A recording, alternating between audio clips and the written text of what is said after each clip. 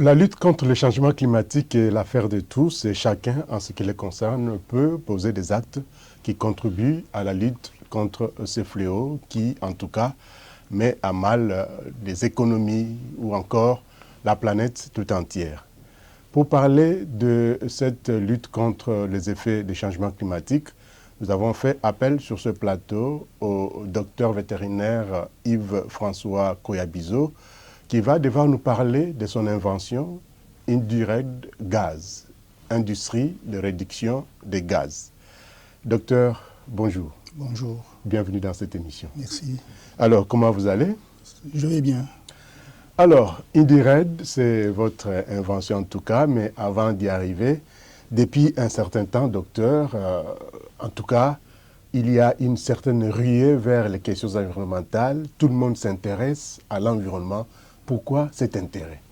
Bon, vous savez, l'histoire de l'humanité a été caractérisée par de longues périodes d'ignorance écologique, marquées particulièrement par la destruction de la faune et de la flore, et tout cela pour les besoins de survie de l'homme et de son développement. Alors, le progrès scientifique et technique qui s'en est suivi a entraîné des changements globaux tels que les émissions de gaz à effet de serre,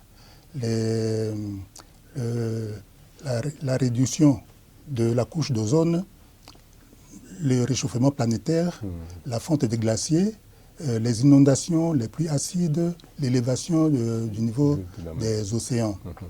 Et tous ces changements constituent une menace sérieuse pour l'équilibre de l'écosystème mondial.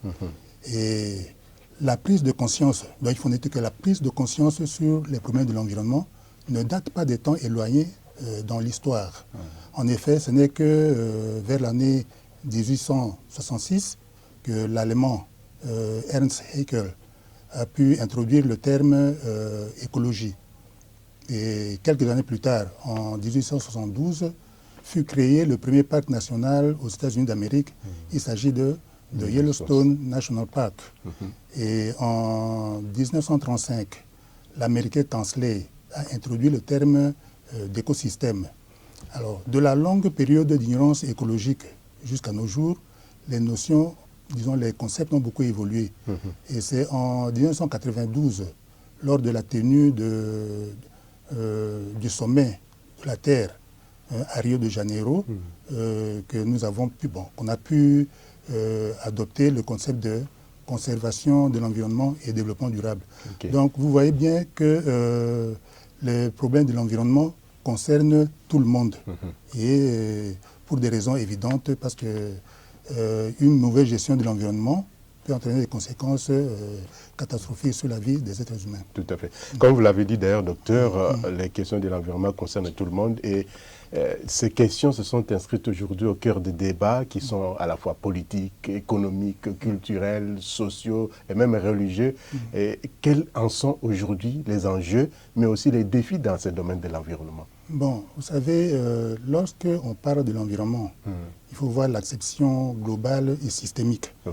Et les problèmes de l'environnement, les problèmes qui se posent à l'environnement et la nécessité de résoudre ces problèmes doivent concerner tout le monde. Alors ici, les scientifiques jouent un rôle prépondérant parce qu'ils connaissent la matière, ils fournissent les informations environnementales ainsi qu'ils préviennent vis-à-vis des dangers qui concernent la mauvaise gestion de l'environnement. Alors les politiques, donc les hommes politiques, ils ont l'impérium. Donc les informations leur fournies par les hommes des sciences leur permettent, n'est-ce pas, de prendre des mesures en élaborant des lois qui consistent à contribuer à la sauvegarde et à la conservation. Alors, les opérateurs socioculturels, les opérateurs économiques et religieux jouent un rôle prépondérant dans la communication environnementale parce qu'ils se servent des informations communiquées par les scientifiques pour faire ce genre de travail. Donc, communication environnementale, diffusion des informations environnementales au niveau de la masse populaire.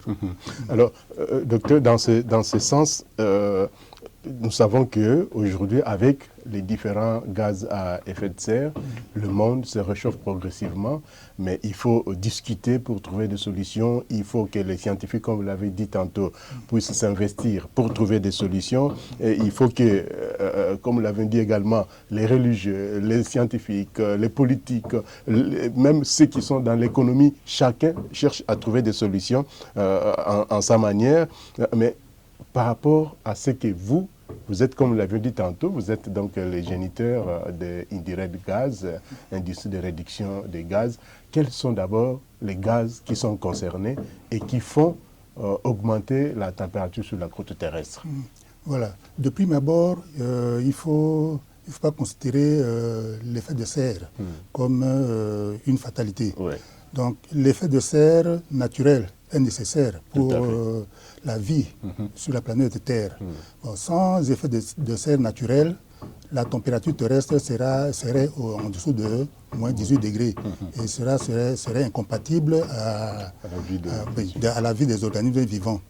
Alors, mais il y a eu des dérapages. Ouais. On a industrialisé à outrance, on a pompé des gaz à effet de serre au niveau de l'atmosphère et ces gaz sont principalement, en tête de fiche, il y a le gaz carbonique, CO2, il y a le monoxyde de carbone, il y a l'oxyde, disons les gaz nitreux, il y a le sulfure d'hydrogène, il y a l'ozone, il y a le chlorofluorocarbone. Ça, ce sont les principaux gaz à effet de serre. Et il faut retenir que le gaz carbonique est principalement produit par les industries polluantes, par les ménages et puis par les automobiles dans leur circulation. Bon, le gaz nitreux est produit en utilisant les engrais chimiques dans l'agriculture et puis également dans l'élevage, lorsque les animaux déposent, n'est-ce pas, leurs bouses, leurs excréments. Et puis, il y a encore quoi? Il y a le sulfure d'hydrogène également, qui est un gaz produit surtout dans les industries minières. À l'époque, quand nous étions à Lumbashi, bon, ça constituait tout un problème. Et puis, le gaz méthane est le produit, n'est-ce pas, de l'exploitation agricole. Des déchets aussi. Et des déchets également. Voilà. Oui. Alors, docteur, venons-en à présent à votre invention. Vous avez mis sur pied ce processus expérimental de capture des gaz. D'où vous est venue cette idée? Bon, voilà. Je fais une rétrospective. Oui. Nous avons étudié la chimie depuis l'école secondaire jusqu'à l'université. Et nous avons étudié, n'est-ce pas, la chimie des gaz. Bon, j'ai effectué mes études universitaires à Lumbashi, ville minière. Tout à fait. Bon, j'ai visité Kipushi, Likasi, Kolwezi, et on a remarqué l'impact de la fumée qui sortait, n'est-ce pas, des cheminées, de la Gécamine, des usines de traitement des mines. Et on remarquait également l'impact que cela faisait sur la ville, surtout en temps, bon, disons en différents temps, temps pluvieux et puis saison froide, la saison sèche. Voilà. Tout ça, on a retenu. Et plus tard, lors de ma formation post-universitaire, dans le domaine de l'environnement appliqué à l'aménagement des forêts tropicales, bon, j'ai eu un échange avec le concepteur du programme. Il s'agit du professeur Michel Maldag, qui est émérite de l'Université Laval au Canada. Bon, l'échange, bon, pour lui, pour éliminer ces gaz des industries, il fallait, n'est-ce pas, les canaliser dans les profondeurs des océans. Et j'ai également suivi des documentaires là-dessus. Un scientifique envisageait également la même chose. Mais face au professeur Maldag, moi, j'avais émis une objection. J'ai dit, mais les océans... Il y a des êtres vivants là-dedans. Voilà, il y a des organismes vivants, dont la faune et la flore aquatique. Oui. Oui. Mais alors, il y a eu un déclic.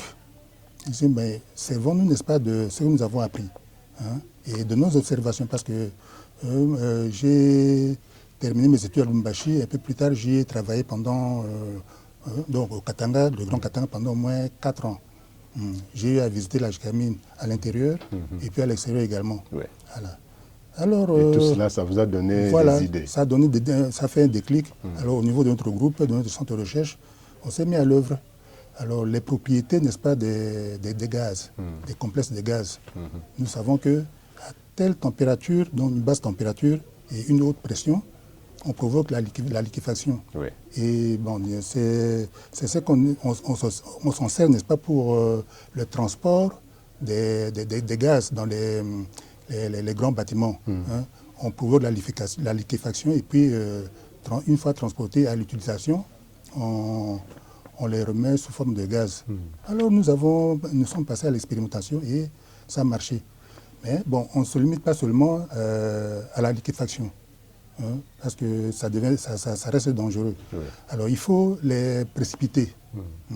Alors le produit de meilleur choix pour la précipitation, c'est le composé hydroxycalcique. Nous l'avons réussi. Bon, à part l'hydroxycalcique, les composés hydrocalciques, on peut aussi utiliser la latérite ou bien la poudre de calcaire. Oui, on obtiendra plus ou moins le même résultat. Et finalement, bon, nous nous sommes mis au travail et puis quand on réussit, n'est-ce pas, à faire, n'est-ce pas, la précipitation, bon, on peut ajouter de l'eau à basse température pour, n'est-ce pas, créer un produit pâteux. Ouais. Un produit pâteux, malaxé, et à partir de là, on fait, n'est-ce pas, le séchage dans un dessiccateur. Un dessiccateur, et le séchage se fait sous vide. Et c'était ce que nous avons obtenu, n'est-ce pas, au finish, un produit solide, hein, avec le gaz séquestré, bon, on peut broyer finement pour d'autres utilisations. Alors, le processus, docteur, il est là, et puis, mais vous dites que c'est expérimental. Mais quand est-ce que nous allons vivre les résultats de cette expérimentation? Voilà, la concrétisation de ces résultats viendra, n'est-ce pas, des finances à mettre à notre disposition. Et qui va mettre ces finances? Voilà, depuis 2 ans. Depuis 2 ans, nous avons introduit un projet auprès du Fonds de promotion de l'industrie, pour nous donner, n'est-ce pas, un montant minimum qui nous permettra, n'est-ce pas, de construire le prototype de démonstration.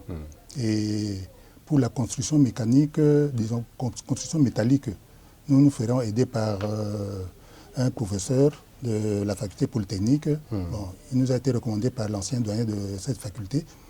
Et depuis 2 ans, donc, le processus a évolué. Bon, nous avons payé les frais qu'il fallait. Et nous n'attendions que la signature de... bon, parce que ça a bien évolué. Après le paiement des frais, nous avons reçu les inspecteurs du Fonds de promotion de l'industrie dans nos installations. Ça s'est bien passé. Alors nous, on s'attendait, n'est-ce pas, à la signature de l'accord de subvention entre le FPI et notre structure. Oui. Mais à un certain degré, il y a eu un stop. Un stop, pourquoi? Parce qu'en haut lieu, on a demandé, n'est-ce pas, qu'on puisse clarifier qui doit bénéficier, n'est-ce pas, d'une subvention ou pas. Parce que nous avons demandé une subvention. Voilà. Et c'est ça, c'est pour cela que ça traîne. Et bon, nous passons souvent ici pour voir la suite. Ça traîne encore. Il faut une décision en haut lieu. Et je profite, n'est-ce pas, de cette occasion pour faire une demande auprès du ministre de l'Industrie, et puis auprès du DG du FPI, pour qu'il puisse avoir, n'est-ce pas, un œil regardant sur notre dossier, afin qu'il puisse libérer, et ça nous permettra, n'est-ce pas, de construire d'abord le prototype de démonstration pour convaincre. Voilà.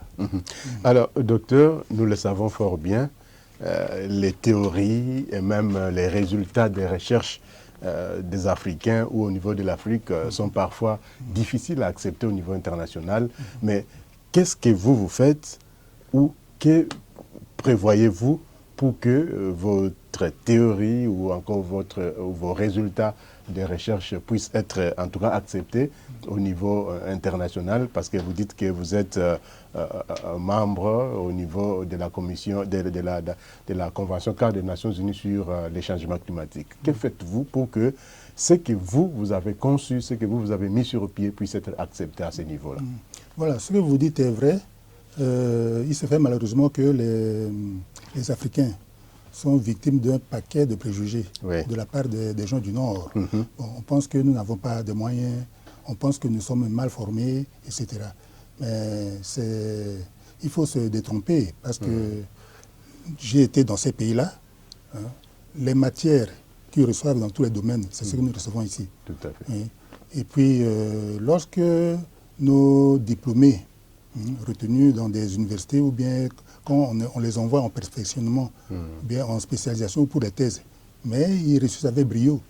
Et il faut dire aussi que l'Afrique constitue un terrain très riche pour les expérimentations et pour la recherche. Dans tous les domaines, que ce soit dans le domaine de la santé, dans le domaine de la pharmacie, dans le domaine de l'environnement, chimie, etc. Et même de l'anthropologie. Et je vous raconte quelques anecdotes. Lorsque nous étions étudiants à Lubumbashi, et les étudiants des pays du Nord, en mine, quand ils venaient, n'est-ce pas, parce que là-bas, ils reçoivent de la théorie. Il n'y a pas de mine sérieuse chez eux. Et quand ils arrivaient venir ici, visiter les mines de la Gécamine, mais le réflexe, n'est-ce pas, c'était de rester et de ne pas partir. Alors, oui, nous avons pu bénéficier, n'est-ce pas, donc nous avons protégé notre invention par un brevet délivré par le ministre de l'Industrie. Et le brevet a une visibilité au niveau de l'OMPI, Organisation mondiale de la propriété intellectuelle, qui est basée à Genève. Bon, on ne s'est pas arrêté là. Nous avons pris des contacts avec des personnalités et des industries situées en Grande-Bretagne et aux États-Unis. Ils nous disent « We want to see the evidence of this work ». C'est-à-dire, nous voulons voir l'effectivité de cet ouvrage. Alors, c'est ici que nous revenons encore auprès du ministre de l'Industrie et du DG du FPI pour nous aider rapidement à matérialiser cela, pour que nous puissions n'est-ce pas, convaincre sur le plan international. Alors, docteur, mais en tant que vous êtes, comme vous l'avez dit, accrédité au niveau du secrétariat de la Convention, mais est-ce qu'à ce niveau-là, l'information est déjà arrivée? Et même, vous avez les brevets, mais est-ce qu'ils sont eux aussi à ce niveau-là informés de cette prouesse que vous avez réalisée? Voilà, nous avons constitué, n'est-ce pas, une note d'information adressée à la Convention cadre des Nations Unies, dont le siège se trouve à Bonn, en Allemagne. Et par la même occasion, nous avons également contacté le Fonds vert pour le climat, dont le siège se trouve à Séoul, en Corée du Sud. Bon, ils ont bien reçu, mais la Convention cadre des Nations Unies nous a répondu que leur rôle s'arrête, n'est-ce pas, à surveiller, à mettre en application les conventions signées entre les parties, c'est-à-dire les pays signataires et puis les autres membres effectifs. Mais au niveau du Fonds vert pour le climat, qui dispose des fonds pour ce faire, bon, on nous demande, n'est-ce pas, de suivre la procédure, parce que le Fonds vert pour le climat a une représentation ici depuis 2015. C'est dirigé par l'autorité nationale désignée. Alors, il faut que tous les dossiers soient canalisés ou traités par une entité accréditée. Alors, c'est depuis 2018 que le gouvernement a désigné le BCECO, donc Bureau central de coordination, comme entité accréditée officielle. Mais depuis 2019 jusqu'à aujourd'hui, le BCECO est toujours en processus d'accréditation. Bon, nous espérons que ça ira vite, parce que notre projet est déjà fin prêt. Le projet est prêt et nous envisageons, n'est-ce pas, bon, dès que ça sera libéré, de construire, n'est-ce pas, disons des prototypes réels au niveau de quelques industries. Au moins 3 industries en Chine. Et puis, Nous avons contacté également une industrie à la 17e rue Limété. Bon, ils sont disposés. Ils sont disposés de ne pas avoir ce prototype, disons, une unité indurée de gaz installée, n'est-ce pas, en aval de leur industrie. Oui. Alors, tout ça c'est bien bon, docteur. Est-ce qu'on peut parler aujourd'hui d'homologation de votre recherche pour qu'elle soit adoptée au niveau international de façon générale et particulièrement, nous revenons encore au niveau de la Convention cadre des Nations Unies sur les changements climatiques parce que c'est là où tout se joue, en tout cas, on pense. Bon, voilà, tout dépend, n'est-ce pas, des constructions. Hein. Donc, si d'abord le Fonds de promotion de l'industrie qui doit nous aider à construire le prototype de démonstration, et puis le Fonds vert pour le climat, dès que le fonds sera libéré, nous construirons des prototypes au niveau des industries polluantes. Hein. Bon, particulièrement en Chine, parce qu'il y a déjà des contacts qui ont été pris. Également une unité ici. Et c'est à partir de ces constructions que nous allons convaincre pour, n'est-ce pas, bénéficier d'une homologation internationale. Alors, vous avez dit, docteur, que le processus, après ce processus, vous obtenez un produit réutilisable. Alors, à quoi peut-on servir à quoi peut servir exactement ces produits-là réutilisables avec indirect gaz? Ok. Donc le produit obtenu ne peut pas être stocké comme ça pour ne pas être utilisé. Nous avons pensé à tout. Donc ces produits peuvent être utilisés, n'est-ce pas, pour l'enrobage des routes, pour les travaux de génie civil, pour la construction des ponts en béton.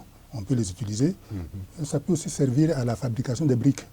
Des briques ou bien, n'est-ce pas, des carrelages pour les pavements extérieurs. Voilà. Et pouvez-vous nous parler alors réellement des indirect gaz? Quelle est sa composition, cette industrie de réduction de gaz? Comment ça va se présenter? C'est vrai, on a déjà un prototype, mais concrètement, comment ça va se présenter? Voilà. L'indirect gaz, c'est-à-dire l'industrie de réduction des gaz, est un terminal industriel qui doit être construit en aval des usines polluantes, des usines à pollution gazeuse. Donc ce n'est pas quelque chose d'à part. Ça doit être toujours collé à une industrie. Oui, pas parce que c'est à ça que ça sert, parce que ça doit être collé, n'est-ce pas, à... Bon, je vais expliquer. Donc, il est muni, n'est-ce pas, d'un collecteur. Un collecteur principal de plus ou moins 50 mètres. Et l'extrémité supérieure doit être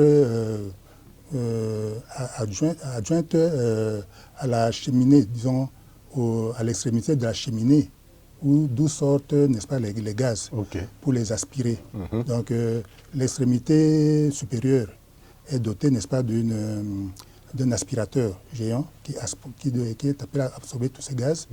Et puis, le collecteur doit être fabriqué en acier inoxydable. Et à l'intérieur du collecteur, on place, n'est-ce pas, un serpentin dans lequel circule soit le gaz ou bien le liquide de réfrigération.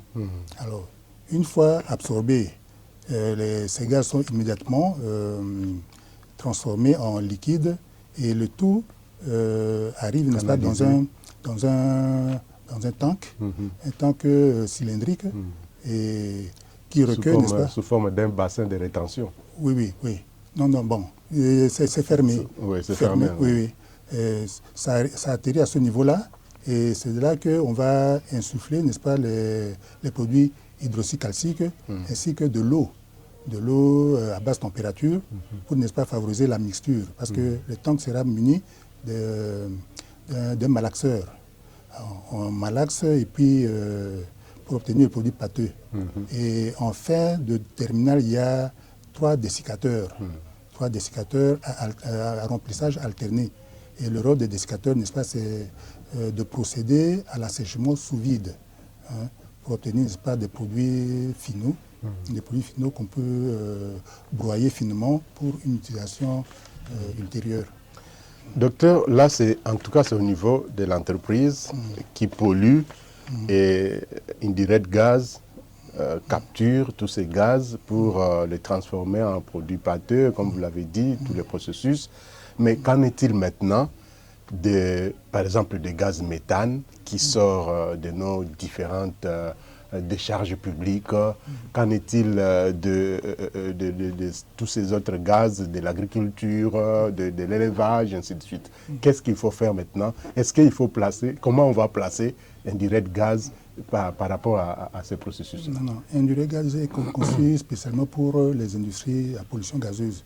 Alors, pour les autres pollutions, par l'agriculture, etc., bon, il y a des mesures de sauvegarde. Des mesures de sauvegarde qui consistent, n'est-ce pas, à la conscientisation pour, n'est-ce pas, essayer d'éliminer cela. Par exemple, pour l'agriculture itinérante sur brûlis. On peut envisager autre chose, une agriculture alternative. Et pour les fumiers, les fumiers produits par le bétail, on peut procéder, n'est-ce pas, à une utilisation autrement, pour, n'est-ce pas, laisser s'échapper ces gaz.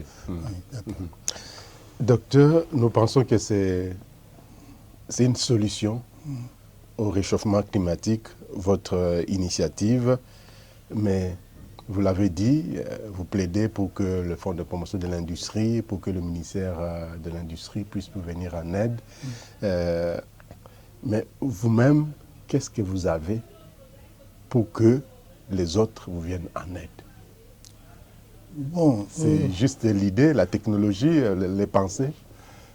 Oui, bon, vous savez, je vous le dirai même un peu plus tard, nous avons reçu des sollicitations, des sollicitations de la part de groupes basés en Chine. Bon, il y a un groupe qui a sollicité, n'est-ce pas, de nous acheter nos droits. Mais nous n'avons pas accepté parce que nous sommes disposés à délivrer des licences d'exploitation. Et vous savez, quand on est inventeur, il faut garder tous ses droits. Mais vous savez que l'inventeur de Tesla, ce n'est pas Elon Musk. Et puis l'inventeur du logiciel Word, c'est pas, comment dirais-je, Microsoft. Oui. C'est qui ça? Bon, Donc celui qui invente n'est pas forcément celui qui utilise ou qui exploite. Oui, c'est-à-dire que parfois on n'est pas conscient de l'importance de son ouvrage. Et les hommes d'affaires, parfois, ils viennent, n'est-ce pas, vous prendre vos histoires à vil prix et ils s'enrichissent plus tard. Alors, certains seront peut-être tentés de dire, bon, il y a une solution au réchauffement climatique avec le docteur Yves-François Koyabizo, donc on peut se mettre à polluer parce que, bon, déjà au niveau national, on se dira, nous avons nos forêts, nous avons aussi cette invention du docteur. Est-ce c'est là l'idée où il faut continuer à combattre les changements climatiques? Non, bon, je ne sais pas, parce que l'indirect gaz, comme je l'ai dit, concerne uniquement les industries. Les industries.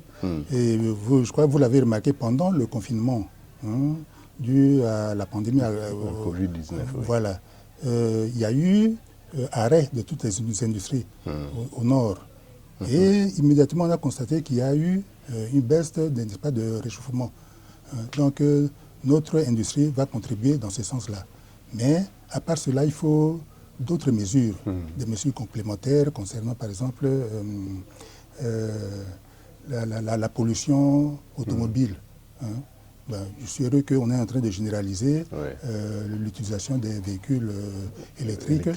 Et puis, il faut arrêter, n'est-ce pas, de produire l'électricité à base de charbon minier, parce que ça contribue grandement à la pollution atmosphérique. Et puis d'autres mesures encore. Docteur, on va devoir terminer avec cette émission. Est-ce que la lutte contre les changements climatiques, c'est un combat perdu d'avance ou on peut encore espérer quelque chose? Non, dans ce cadre, il ne faut pas être défaitiste. Il ne faut pas être défaitiste, il ne faut pas être pessimiste non plus. Hein. Le combat doit Optimisme oblige alors. Voilà, le combat doit être permanent et il doit être systémique. Et il doit se baser surtout sur l'éducation mésologique. Okay. L'éducation mésologique sur fond de l'éthique et de la morale. Et puis, il y a des mesures opérationnelles à envisager, hein, des mesures générales. Et au niveau, par exemple, des bassins versants. Les bassins versants, il y a les cours d'eau.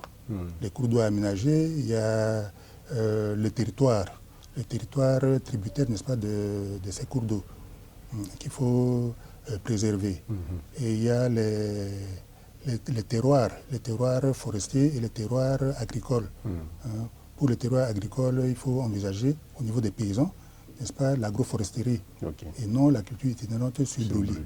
Et puis conserver les forêts, bon, c'est-à-dire prélèvement et non anarchie. Voilà. Et ainsi de suite. Docteur, merci beaucoup, mais peut-être quelque chose que vous auriez dû dire sur laquelle je n'ai pas fait attention. D'abord, je vous dis grand merci. Je vous dis grand merci de m'avoir permis, n'est-ce pas, de participer à votre émission. Vous savez, chaque fois que je suis disons, les thèmes de votre émission, ben, ce que j'en retiens, c'est la pertinence. La pertinence et puis, comment dirais-je, la maîtrise des dossiers. Et ces émissions peuvent avoir un caractère, enfin, sont à caractère éducatif et puis didactique aussi. Merci. Et pour ça, j'invite, n'est-ce pas, les étudiants et les chercheurs dans le domaine de l'environnement de s'intéresser à votre émission. Bon, et pour ça, je vous dis grand merci. Bon, alors, deuxième point, c'est l'information. L'information. Bon, je vous ai dit tout à l'heure que nous avons été contactés par un groupe industriel chinois pour l'achat, n'est-ce pas, de nos droits. Bon, nous avons mis ça de côté. Et puis, il y a une industrie de construction métallique en Chine. Bon, nous avons discuté avec eux et nous avons transmis, n'est-ce pas, toutes les données techniques pour la construction d'une durée de gaz. Bon, ils se disent, n'est-ce pas, compétents pour, n'est-ce pas, construire des unités d'indurée de gaz adaptées à la taille de chaque industrie polluante. Voilà. Docteur Yves François Kouyabizo, merci beaucoup. Je rappelle que vous êtes docteur vétérinaire et vous êtes en tout cas le géniteur des indirect gaz, industrie de réduction des gaz. Avec le changement climatique, comme nous l'avions dit tantôt en début de cette émission, toutes les initiatives en tout cas doivent être mises en avant-plan pour lutter efficacement contre le changement climatique. Ce changement climatique qui met à mal les économies des nations, qui met à mal en tout cas tout avec tous les effets qu'on a sur la planète tout entière, augmentation du niveau de la mer ou encore diminution d'un côté, en tout cas augmentation de la température, et les solutions sont également à notre portée. Il faut faire ce qu'il faut pour que notre planète soit préservée. Docteur, une fois de plus, merci beaucoup. Merci. Merci également à vous, Madame, Messieurs, d'avoir suivi cette émission Vers Info qui reviendra bien sûr la semaine prochaine, toujours avec le même plaisir. Nous serons grés de vous retrouver. Au revoir, portez-vous bien et bonne suite de programmes sur votre chaîne. Prenez soin de vous, mais surtout, prenez soin de votre environnement.